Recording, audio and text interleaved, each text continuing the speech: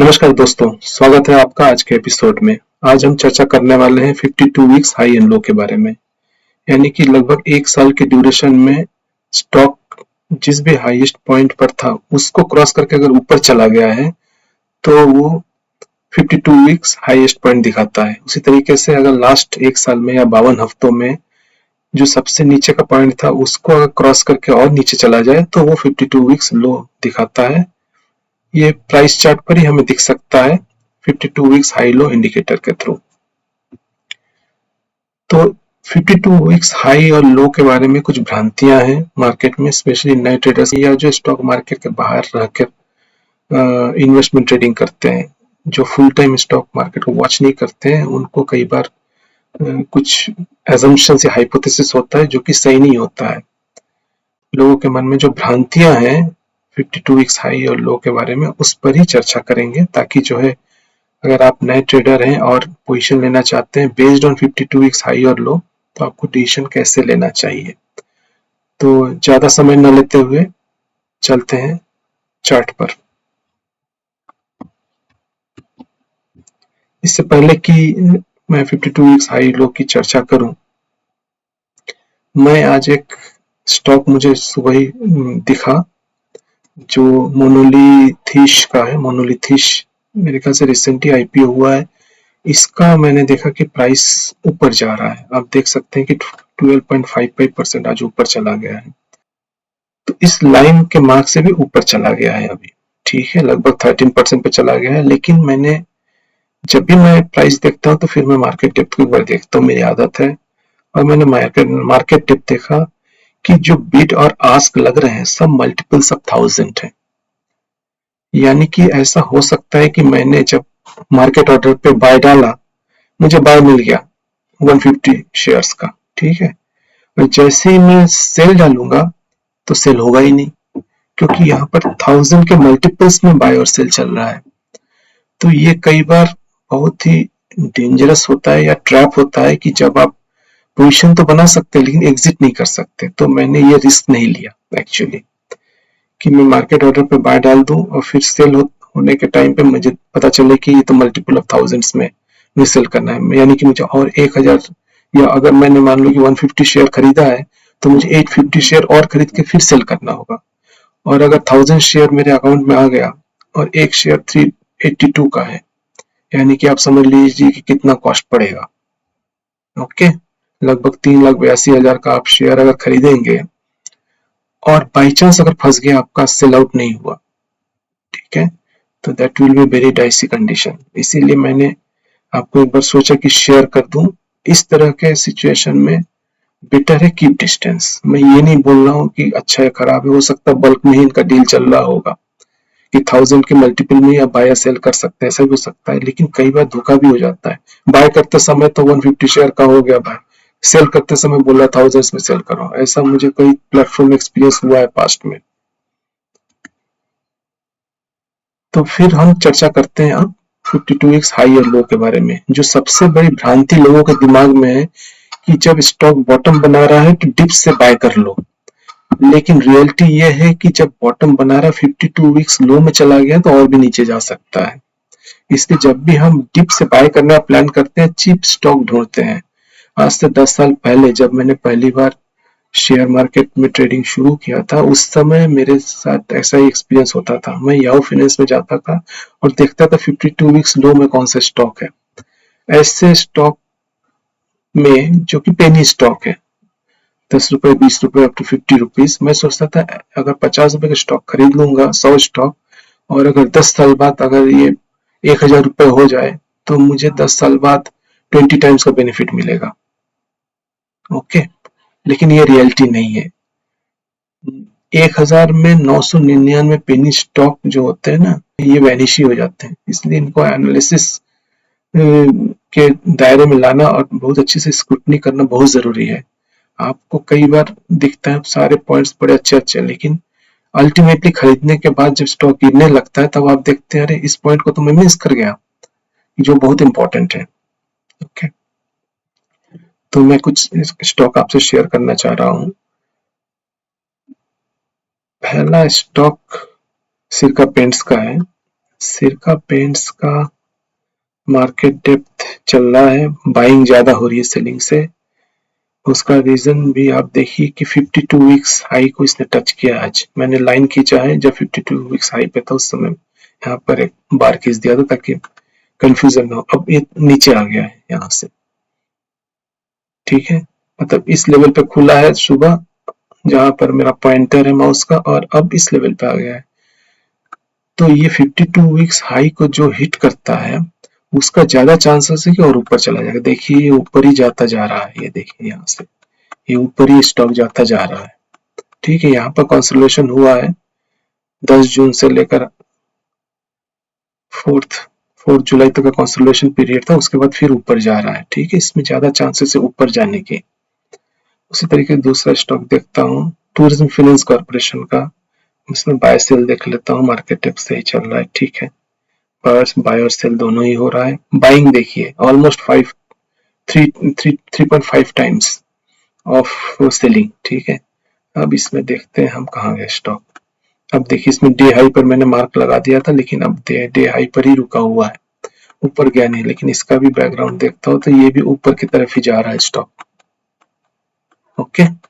देखो अब देखते हैं ये सारे स्टॉक्स आपको स्क्रीनर के बहुत से साइट्स हैं, screener.com करके भी शायद है, फिर इंटरेक्टिव ब्रोकर का तो मुझे ध्यान नहीं है, लेकिन ट्रेडिंग व्यू का स्क्रीनर है, वहां देख सकते हैं, या फिर आपके ब्रोकरेज जो साइट है उसमें स्क्रीनर रहता है 52 वीक्स हाई एंड लो। यहाँ भी आप यहाँ से आपको मिल जाता है 52 वीक्स हाई एंड लो। लेकिन ये भी मेरे कहने का मतलब नहीं कि 52 वीक्स हाई अगर तुरंत मिल गया तुरंत पिचिंग कीजिए। स्टॉक को अच्छी तरीके से एनालाइज कीजिए, क्या सही में पोटेंशियल है ऊपर जाने का, फिर पिचिंग कीजिए, ओके। तो टूरिज्म फाइनेंस कॉर्पोरेशन का 52 वीक्स हाई हिट किया है और ऊपर की तरफ जा रहा है। अब जीआरएम ओवरसीज का देख लेते हैं, इसका भी बाइंग और सेलिंग चल रहा है। Buying is almost 3 times the selling, ठीक है। ये देखिए 52 वीक्स हाई इसने भी हिट किया है, लेकिन हिट करके फिर नीचे आ गया है, ओके। ये भी काफी दिनों से ऊपर जा रहा है, सी, ओके। अब मैं केस आपको दिखाऊंगा 52 वीक्स लो का। तो 52 वीक्स लो का नेक्टर लाइफ साइंस में 52 वीक्स लो जा रहा है।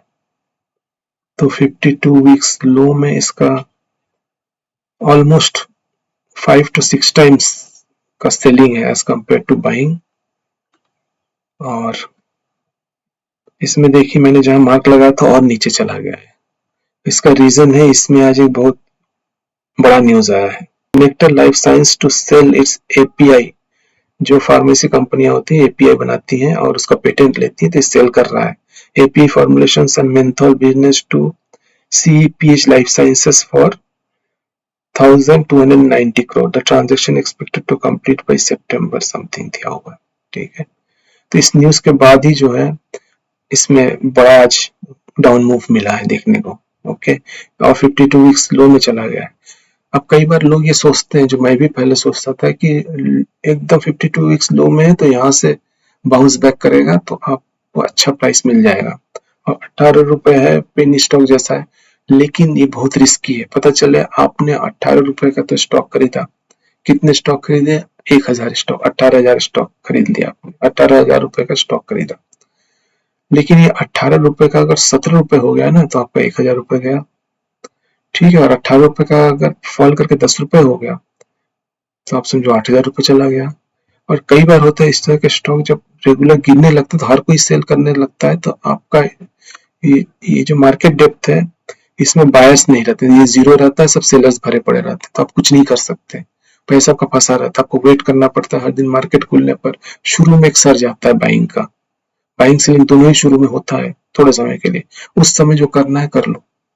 मैं जिस भी स्टॉक में फंसता हूँ लॉस लेके भी उसी, जैसे ही 9:15 बजे खुलता है शुरू के 1 मिनट में बाइंग और सेलिंग का एक लॉट आता है, दोनों ही होता है, उसी समय मैं क्विट कर जाता हूँ स्टॉक से। वही मौका है, मार्केट ऑर्डर डाल के निकल जाओ।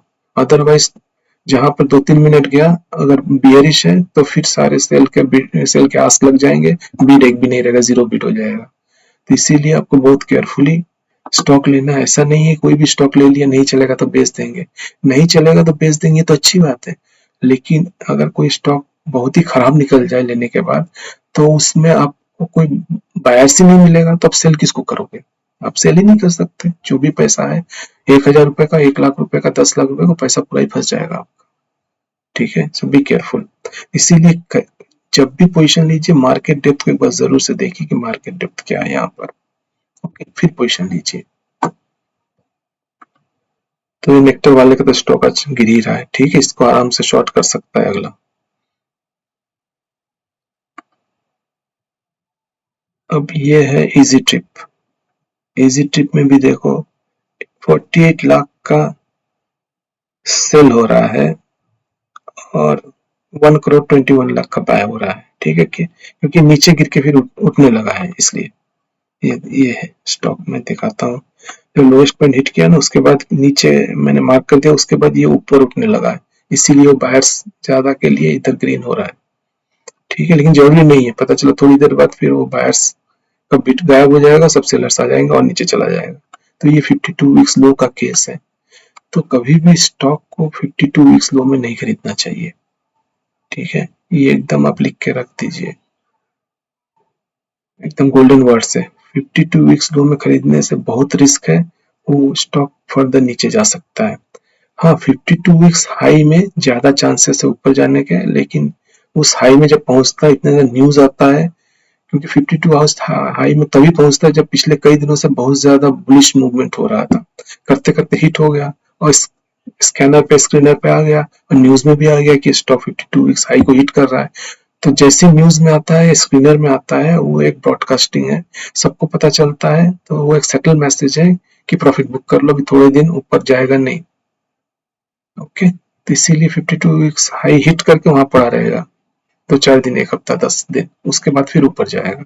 इसीलिए 52 वीक्स में के हाई में खरीदना लेस रिस्की है देन 52 वीक्स लो में खरीदना।